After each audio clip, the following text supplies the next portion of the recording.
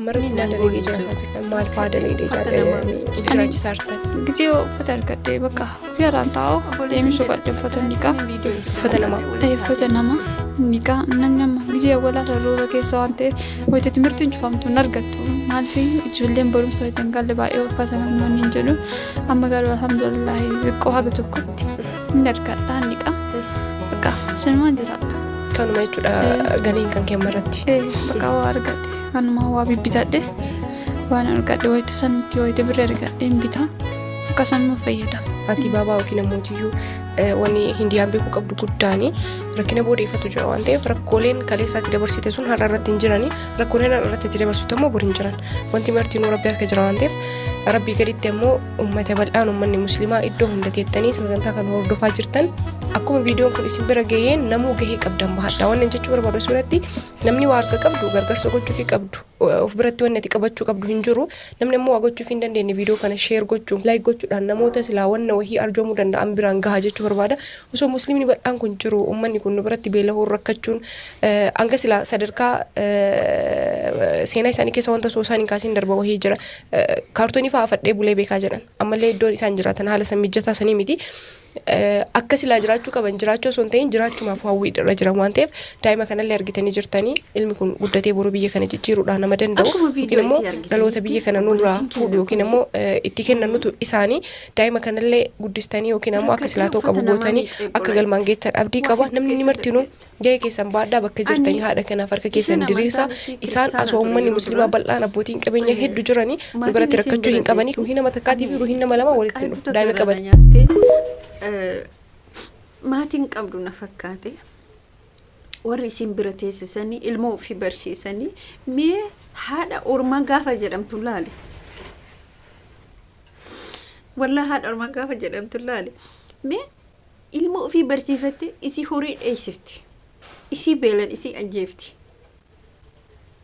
waa hedduu mucaan kun gara magaalaa irraa gaafa gara baadiyyaa irraa dhifama gaafa baadiyyaa irraa gara magaalaa dhuftutti hedduu takka bakka isiini hiriyaa isiitu gorsee bakka horii kana keessaa ba'ii horii kana dhiisii mana namaa dalagataa jettee gaaf kaanii mana namaa dalagataa turte seenaa baay'ee gara nama nyaatu wallaahi laziin seenaa baay'ee gara nama nyaatu maaliif hojjettanii namni haadha hin qabne hedduutti ulfaataadha jireenyi isaa baay'eetti ulfaataadha.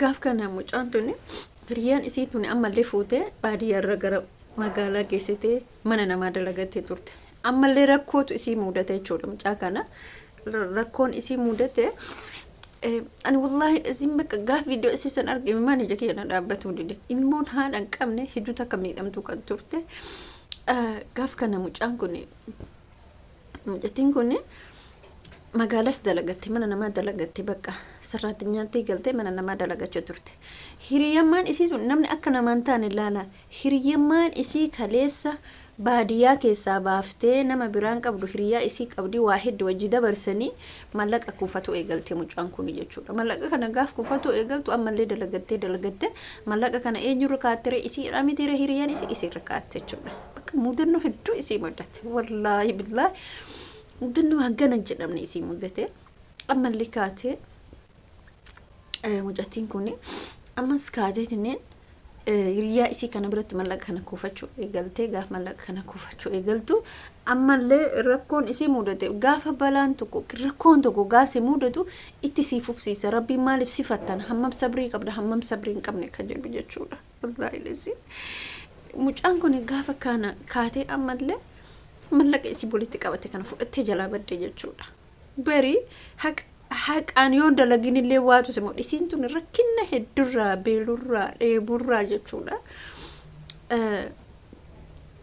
mucattiin tun amma mallaqa isiin walitti qabattee mana namaa dalagattee walitti qabatte kun fudhattee badde jalaa fudhattee badde jechuudha maaltu isii mudate rakkoo isii mudate mallaqa isii sanillee hin nyaanne mucaan rakkate kun itti fayyadamne isiin itti fayyadamne marri amma kaate gaaf kana maal goote mucattiin mallaqa fudhattee badde suni makiinaa wayitaa gaarii wayitaa mucattiin sun hidhaamte makiinaa wayina fakkaata hidhaamte tasa dhaamte hinduute mucattiin sun hinduute maaliif isii kunillee nyaadhatti nyaatamte jechuudha. Har'a hiriyaadha. San qadara rabbiin akka ganama itti isii lallabe hiriyaa isiiti. Isii sunillee wallaalummaa yookiin rakkina isii godhaa bara. Jaalatee namni hin godhu. Garuu rakkina otoo beeytu rakkoo kanarratti mucattii sana har'a ol fuutee rakkinaan geette. Mitiire ofirrallee rakkinaan geette. Namoonni mucaan sun amma mucattiin kun amma jirtu kun sa'aatii kanattis mana namaa dalagatti waan ta'eef isiin ammas ni dalagatti ittuma fufa jireenyi isii jechuudha. Haa xiqqaattus haa guddatus.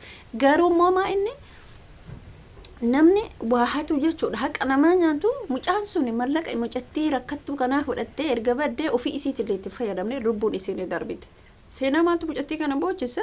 Mucattiin duute kun ijaan argitee boote hirmi isii haa kophaatti baafattu malee maatii isii san argee jette. Maatii isii san argee sabrii baga rabbi isin sabarsiise hin jenneeni garaana nyaate mallaqa isii sun darbee mitiire mallaqa dalagame argama waan ta'eef isiin garuu hedduu takka garaa nyaatte jechuudha. Isiin darbite suni maaliif jennaan waa hedduu seenaa hedduu wajjin dabarsan rakkina hedduu wajjin argan jechuudha jireenya isaanii keessatti.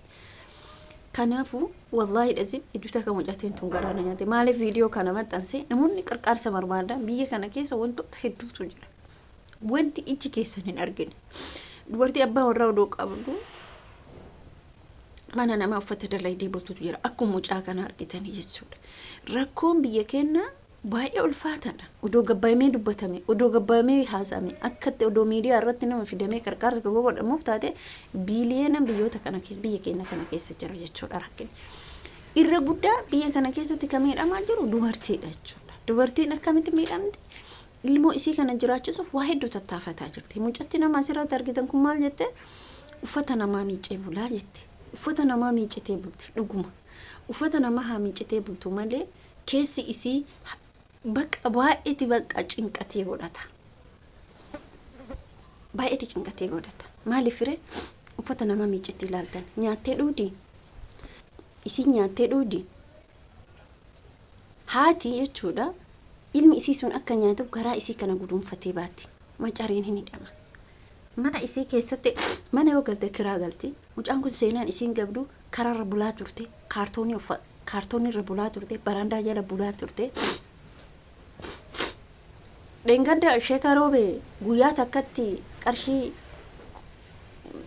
180 gad jedhe suni qarshii 60 erga dhufame. Garuu namni sun rakkooleen akkanaa biyya isaa keessa yoo jiru hoteela san haga bulu san lakkinan gargaarini. Roobeen keessatti mucattiin akkana taate kun na fakkaata. Maaliif rakkataa isaa achi keessa jiru san hin qarqaarre inni mataa isaatiin sheeka jechuudha. Garatti nyaatteen wallahi lazim jechuudha buleen uffata kan uffattanii waa takkasa faayidaa takkan qabu. Dhalaa meeqa jira biyya Arabaa taa'ee uffata kana guyyaan qayyaru. TikTok irra taa'ee guyyaan qayyaru. Rakkataa maaliif hin gayyeega? Maal si dabala? Uffanni beekumsa hin dabalu bara. Meeqa kamtu jira rakkataan biyya keessaa? Meeqa kamtu jira firri rakkataan? Firri rakkataan jechuudha. Obboleettiin rakkatuun obboleessi rakkataan. Maali yoo qarqaarti? Utoo qabeenya harkaa qabdan. Utoo mallaqa doolaaraa harkaa qabdan. Wallahi bari na argi deemurra utoo na argi deemuu baatan dhalaaleen takka na argi feetti gara himuutiin ustaazota maal gochuu ustaazota maal gochuu ustaazota jinni gochuu ustaazota kana gochuu utoo rahimni isii dhalamee qabeenya nuti utoo rahimni isii rakkatu miiqa kamtu jira biyya kana keessa obboleeyyan alaa qabaatee asii rakkataa jirtu keessattuu batalaa ijoolleen naannoo gara eessaa isaanii jedha arsii akka waliigalaatti ila eessarra arsii waa jedhamu shawaan daangeffatee arsii waa jedhamu hanga baalee kunoo dakaatitti qarqaarsa uummata keessanii qabda. Qarqaarsa uummata keessanii argisan odoon taane firoota keessan firoottuma duuba keessan jiran cinaa kee jiran bitaa mirgaanii hin qarqaaran. Hin qarqaaran ijoolleen keenya hin beekne isinillee nu beeyti wal beeytan jechuudha. Maaliif hin qarqaaramne mucattii kanarraa ka'ee odoon taane anima mucattiin kun ka'umsa namaa taatu malee namoonni fakkaataa isii hin genne beeqa kamtu jira. Kan waan nyaatee waan dhugum buluun qabne. Magaalaa kana keessa kan naanna'ee kadhatu meeqa kamtu jira. Ilmoo duudate baate jaartii waggaa meeqaa taate meeqa kamtu jira. wallaahi isiin jechuudha hedduu takka ulfaataadha baay'ee ulfaataadha haalli biyya keenya itti jiru ani dhugaa rabbii isiniin jedha ani viidiyoo kee asumarratti dhaaba mucattii kana akka qarqaartan barbaadeeti riyaala 100 ta'e 50 ta'e 200 ta'e darbaa yoo gootaniif warroonni biyya namaa jirtan hagasuma niyyattee haadha keetirraa abbaa keetirraa niyyattee sadaqaa godhatta jechuudha isin galee warri sadaqaa barbaadan akkas isin jechuu barbaada viidiyoo kee asumarratti dhaaba kan viidiyoo biraatti walitti deebinutti nagaan naa tura